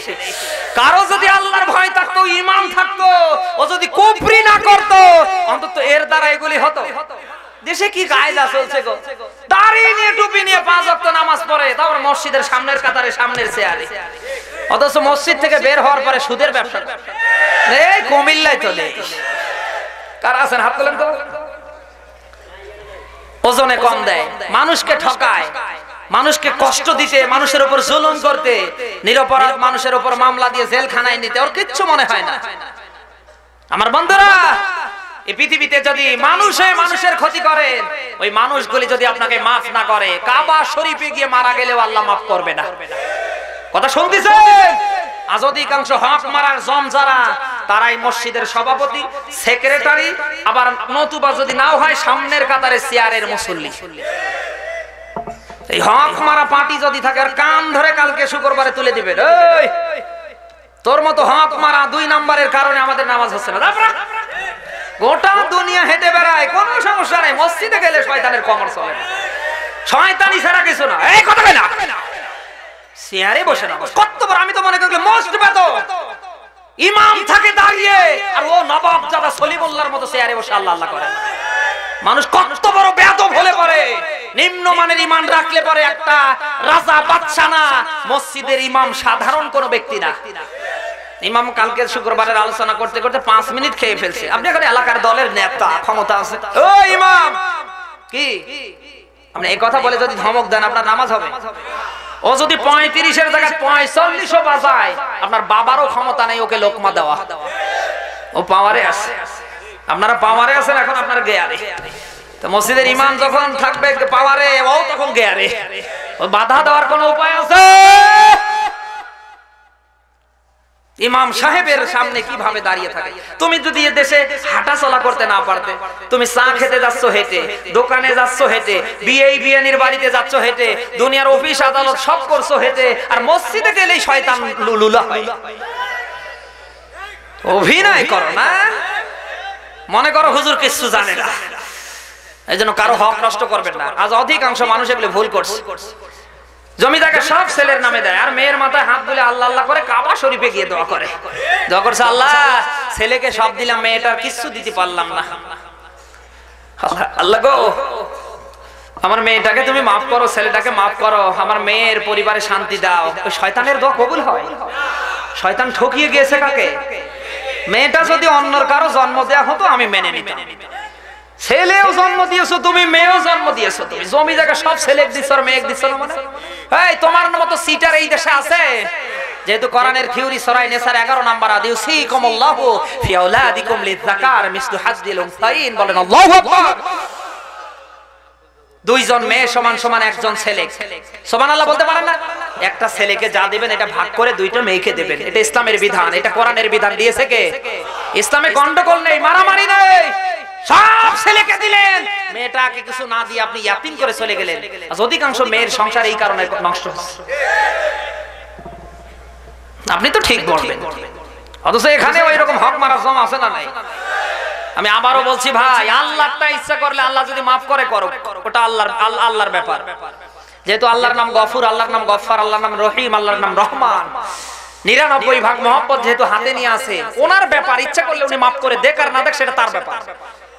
কিন্তু বান্দা হয়ে বান্দার কাছে 10টা টাকা নেয়ার পরে আজ দেব কাল দেব করে আপনি দেননি, ও যদি মাফ না করে, বান্দাকে হাত দিয়ে জবান দিয়ে কোনোভাবে ক্ষতিগ্রস্ত করেছেন, ওর কাছে যদি গিয়ে মাফ সেটা না পারেন, কিয়ামতের আগ পর্যন্ত হায়াত বৃদ্ধি করে দিলেও আল্লাহ আপনাকে মাফ করবে না, করবে না, করবে না। আর ইবাদত কবুল হওয়ার জন্য হালাল পন্থায় উপার্জন লাগবে কি লাগবে না? অবৈধভাবে যে আপনার যে আয়ের উৎস চলছে ওটা বাদ দিয়ে দেন। মানুষের হক আগামী কাল থেকে পুরা করেন। কারা কারা আমার কাছে টাকা পায়? সিটা দোকানদার টাকা পায়, মোবাইল বন্ধ করে দেয়। 7 দিন 10 দিন মানে বার হওয়ার পরে ওখানে গিয়ে কি করে দোকানদারের সাথে ঝামেলা বাঁধানো যায়, ওই টার্গেট নিয়ে যায়। মানে টাকা যাতে দেওয়া না। সিটা এটা করবেন না। মানুষের হক নষ্ট করা যাবে? ইবাদত কবুল হওয়ার জন্য আয়ের উৎস লাগবে হালাল। এখন যদি আয়ের উৎস হারাম হয়, আমি কিয়ামতে ধরা খাবো। আমার কোনো ইবাদত কবুল হচ্ছে না। তিরমিজি শরীফের হাদিস, আল্লাহর নবী দিয়েছে, দুনিয়ায় আমি কিয়ামতের ময়দানে আমি বান্দাকে 5টা প্রশ্ন করব। 1 নাম্বার প্রশ্ন হবে বান্দার জীবনকাল সম্পর্কে, 2 নম্বরে বান্দার যৌবনকাল, 3 নম্বরে বান্দার ধন সম্পদ সম্পর্কে। সুবহানাল্লাহ বলতে পারেন না? 3 নম্বরে সম্পদ আল্লাহ দিয়েছে, এই সম্পদ কোথায় কোথায় ব্যয় করলেন এ ব্যাপারে জিজ্ঞেস করবে কে? কোথায় ব্যয় করবেন? আজ অনেকের টাকা পয়সা তো দিশাই পায় না কোথায় খরচ করবে। বউ নাম হয়েছে, বউয়ের নাম লাভলি, মেয়ের নাম শেফালি। এমন এমন আনকালচার কাপড় চোপড় কিনে এনে গায়ে পরায় আর মোটর সাইকেল নিয়ে ঘোরায়। মানে টাকা আছে, খরচ করার জায়গা পায় না। যেখানে সেখানে খরচ করা যাবে। খরচের ভাউচার দিয়েছে কে? সবাই আওয়াজ দিয়ে বলেন। এটা সূরা বাকারার 2 নম্বর পারা 12 নম্বর পৃষ্ঠার 215 নম্বর আয়াতে আল্লাহ দিয়েছেন, ইয়াসালুনাকা মাযা ইউনফিকুন কুল মা আনফাকতুম মিন খাইরিন ফালিল ওয়ালিদাইন ওয়াল আকরাবিন ওয়াল ইয়াতামা ওয়াল মাসাকিন ওয়াবনিস সাবিল। বলেন আল্লাহু আকবার। ধন আছে, সম্পদ আছে, যেখানে ইচ্ছা ব্যয় করতে পারবেন। আল্লাহ পাক বলেন, হে রাসূল, লোকেরা যদি আপনাকে দুনিয়ায় জিজ্ঞেস করে, হে রাসূল দুনিয়ায় আমাদের এত ধন আছে, সম্পদ আছে, আমরা ব্যয় করব কোথায়? আল্লাহ পাক বলেন, হে রাসূল আপনি বলে দেন দুনিয়ার ধন সম্পদ যতই তাদের থাক, ব্যয় করার মেইন যে রাস্তাগুলি আমি আল্লাহ বলে দিলাম, তার ভিতরে উত্তম রাস্তা হলো মা বাবার পিছনে। এখানে কত যুবক বসে আছে, বউয়ের কারণে মা বাবার পেছনে 10টা টাকা খরচ করতে পারে না, মা বাবার খোঁজ খবর পর্যন্ত টেলিফোন করে নিতে পারে না। এইরকম যুবক তো এই কুমিল্লায় নেই। কারা আছেন হাত তোলেন দেখি। আপনার যতই ধন থাক সম্পদ থাক, গোটা দুনিয়াটার মালিকও যদি আল্লাহ আপনাকে বানিয়ে দেয়, যেখানে সেখানে ব্যয় করা যাবে না। আল্লাহ পাক ভাউচার দিয়েছেন, ওই ভাউচার গুলি দেখে দেখে ব্যয় করা লাগবে। রব্বুল আলামিন বলেন, সর্বপ্রথম আপনার সম্পদ যার পেছনে ব্যয় করা লাগবে তারা হলো মা বাবা। কারণ মা বাবা দুনিয়ার ময়দানে যদি আপনার জন্য কষ্ট না করতো, মা বাবা দুনিয়ায় যদি না আসতো, আপনি আমি আসতাম। সবাই বলেন, আল্লাহ পাক বলেন, আমি রব হিসাবে বান্দা তোমার জন্য যা করেছি, তোমার মা বাবাও কিন্তু দুনিয়ায় কম করেনি। কথা বলে না কেন? এই জন্য বুখারী শরীফের হাদিস, মা বাবা দুনিয়ার জন্য জান্নাত, মা বাবা দুনিয়ার জন্য জাহান্নাম। কেউ যদি দুনিয়ায় জান্নাত পেতে চায়, মা বাবার পেছনে যাতে খরচ করে। বউ মারা গেলে দেশে বউ পাওয়া যায় না, যায় না? বউ থাকার পরে অনেকে 8টা 10টা করে পরকিয়া করে বিয়ে করছে, না এলাকায় নেই, অথচ এলাকার মানুষ জানেন, ওর বউটাও জানে। আমার বান্ধবরা কি বলছি, বউ মারা গেলে বউ পাওয়া যাবে, মা মারা গেলে মা পাওয়া। আমার আপনার পায়ের নিচে মাটি, মায়ের পায়ের নিচে মাটি না, ওটা আল্লাহর জান্নাত। আল্লাহর নবী মুহাম্মদ রাসূলুল্লাহ দিয়েছেন মুসলিম শরীফের হাদিস, দুনিয়ায় কেউ যদি তার হায়াত বৃদ্ধি পেতে চায়, জীবনের প্রত্যেক জায়গায় যদি সফলতা পেতে চায়, সম্মান ইজ্জত পেতে চায়, অবশ্যই অবশ্যই তারা যেন তার মা বাবার হক পুরা করে। এখন মা বাবা আপনাকে মানুষ করিয়েছে, ছোটবেলায় আপনার জন্য আমার জন্য মা বাবা যত টাকা পয়সা খরচ করেছে, যত শ্রম দিয়েছে, আমার তো মনে হয় গোটা দুনিয়া কোটি বার বিক্রি করলেও মায়ের এক ফোঁটা দুধের হক দুনিয়ায় আদায় হবে না। কথা বলে না কেন? আজ যারা কটকটি মার্কা বউয়ের কারণে মাকে দেখতে পারেন না, বাবাকে দেখতে পারেন না, মা বাবা থেকে আলাদা হয়ে মা বাবার অধিকার নষ্ট করে যারা ঘর জামাই বেঁধে শ্বশুর বাড়িতে আছেন, খোদার কসম করে বলে কাবা শরীফের ইমাম হয়ে মারা গেলেও লাভ হবে না। এই এলাকায় তো নেই।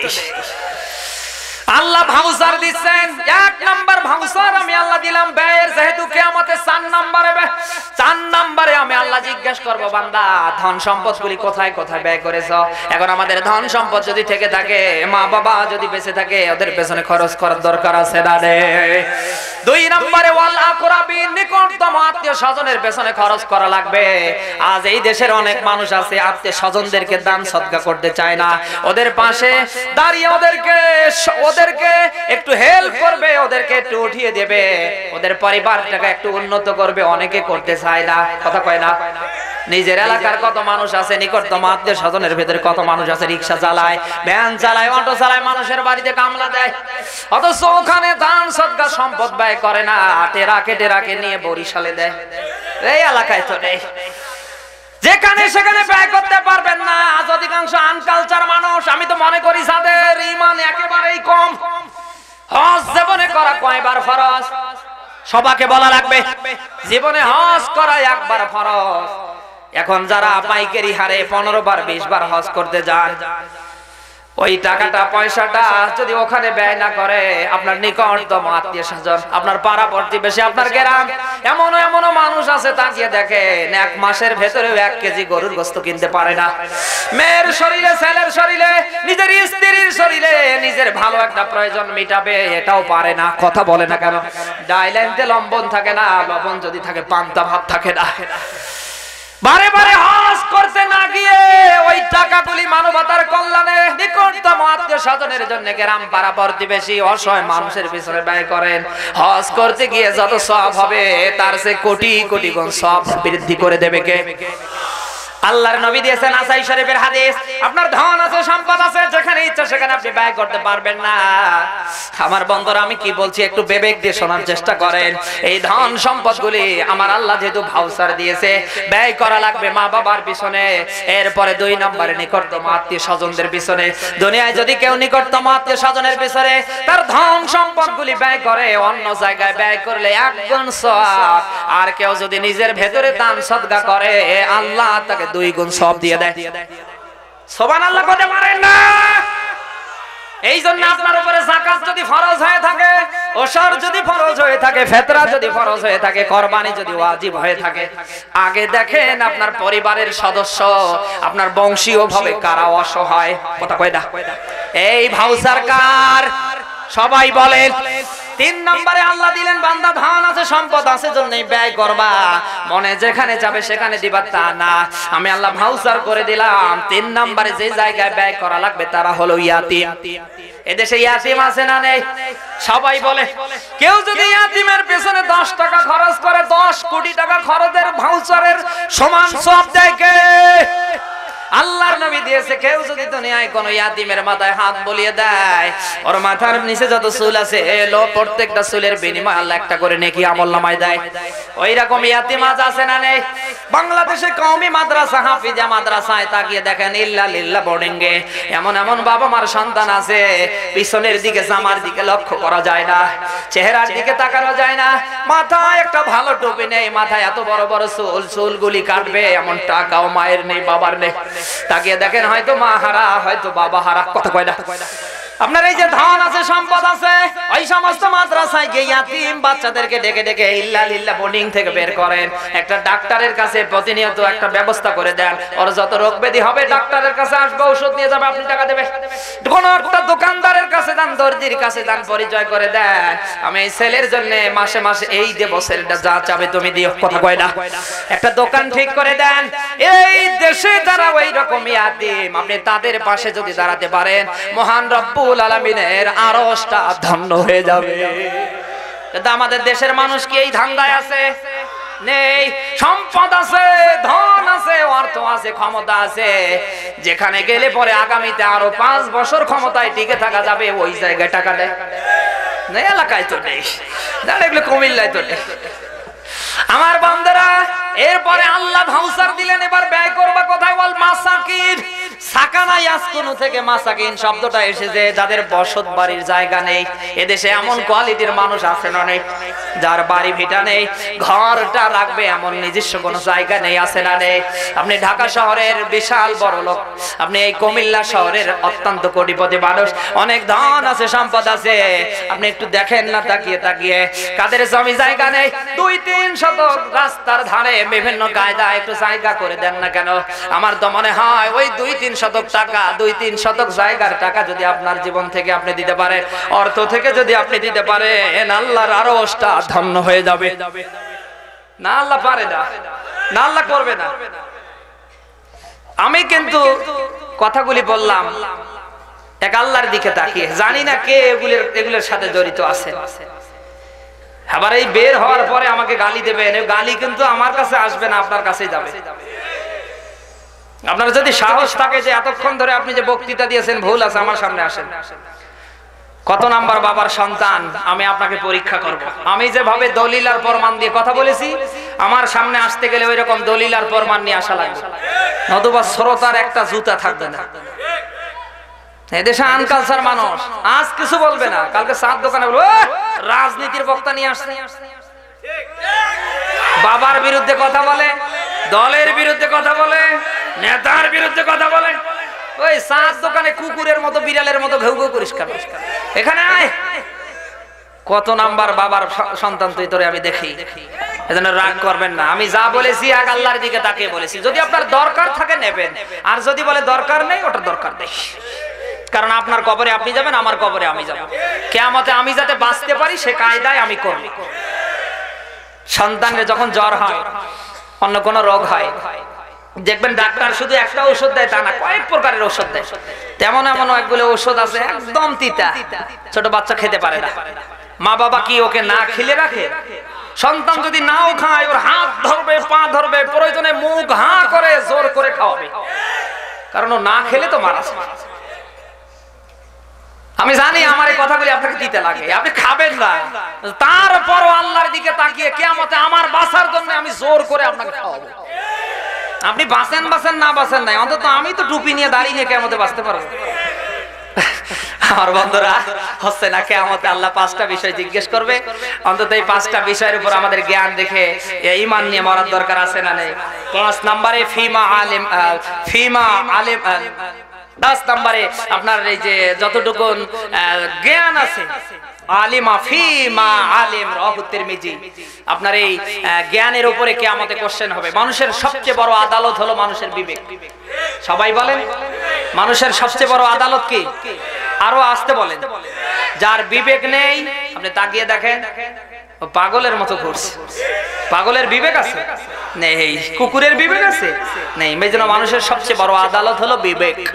যদি কারো বিবেক থেকে থাকে, আমি কি বলছি একটু চিন্তা ভাবনা করে যদি পারেন আল্লাহর ইসলামের জন্য, কোরআনের জন্য আপনি আসেন, দুনিয়া আখিরাতে আপনার সফল করে দেবে কে? আর যদি বলেন দরকার নেই, তাহলে আপনারটা আপনি করেন, আমারটা আমি বলে গেলাম, কিয়ামতে দেখা হবে ইনশাআল্লাহ। আরো জোরে বলেন ইনশাআল্লাহ। অনেক মহিলা মা বোনটা কি এসেছে? আছে? মহিলা মা বোনদের একটু কথা বলার দরকার, কারণ এখন সব জায়গায় ওরা, আর একান্তই আলোচনা ওদেরই দরকার। কারণ ওরা যদি ভালো হয়, গোটা দুনিয়া ভালো হয়ে ভালো করে দেবে কে? তো মহিলা মা বোনদের ব্যাপারে অত কথা বলা যাবে না, আমার খুব কষ্ট হচ্ছে। মহিলাদেরকে জাহান্নামে দেওয়ার পেছনে বুখারী মুসলিমের হাদিস, উসামা ইবনে যায়েদ রাদিয়াল্লাহু তাআলা আনহু হাদিসটি বর্ণনা করেন। মহিলাদের জাহান্নামে দেওয়ার পেছনে 2টা কারণ। কয়টা? সবাই বলেন। যদি কারো বউ নাও এসে থাকে, আপনি গিয়ে এই ওয়াজ করবেন, পারবেন না? এই পারবেন না? এদেশে ওয়াজ শুনে লোকেরা জিজ্ঞেস করে, হুজুর কেমন ওয়াজ করতে? খুব ভালো। কি বললো? তা তো মনে নাই। না ভাই, এইভাবে না। মহিলাদেরকে জাহান্নামে নেওয়ার পেছনে কারণ কয়টা? 2টা কারণে আল্লাহ মহিলাদেরকে জাহান্নামে দেবে। তার ভেতরে 1 নাম্বার, মহিলারা যদি স্বামীর উপর বদদুয়া করে। এই এলাকায় তো এরকম নেই। যত মহিলা মা বোন এসেছেন, স্বামীর জন্য বদদুয়া করবেন না। স্বামী যদি ফেরাউনের চেয়ে বড় ফেরাউন হয়, জালিমের চেয়ে বড় জালিম হয়, স্বামীর জন্য বদদুয়া করা জায়েজ নেই। এটা ইসলাম জায়েজ করে না। এতটুকু জায়েজ করে, তার জন্য দোয়া করবেন। দোয়া করবেন, আল্লাহ আমার স্বামীটা ভালো করে দাও। আমার স্বামী নামাজ পড়ে না, রোজা রাখে না, গাজা বাবা ইত্যাদি ছাড়তে পারে না, আল্লাহ গো তুমি ভালো করে দাও।